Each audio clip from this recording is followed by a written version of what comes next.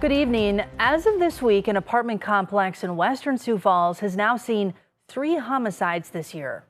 Information is still coming in on the latest case at Meadowland Apartments near 41st and Marion, including the identities of the deceased victim and the suspect. However, city records tell us it is a familiar location for police.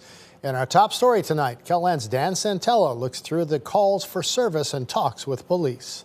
Well over 200 calls for service so far in 2025 at the intersection of West 43rd Street and South Larch Avenue come up when searching through the city of Sioux Falls' online crime viewer. Located here are the Meadowland Apartments, where 2 people were shot Tuesday. 1 did not survive. It's the 3rd homicide at this complex in 2025. Sergeant Aaron Benson with the Sioux Falls Police Department says officers are in contact with management here.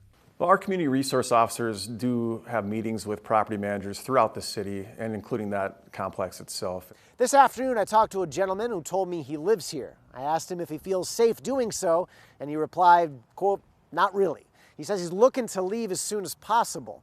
I asked him if he'd do an interview, but he was hesitant, telling me that he wasn't sure how property management would react. While Benson doesn't offer much on developments specific to Meadowland Apartments, he does make clear that police want to hear from management anywhere.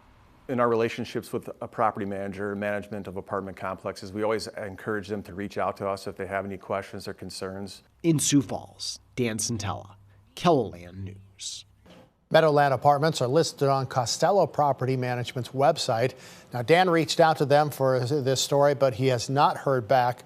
A link to the City of Sioux Falls Crime Viewer, where you can check out any neighborhood in the city, is included in this report on our website.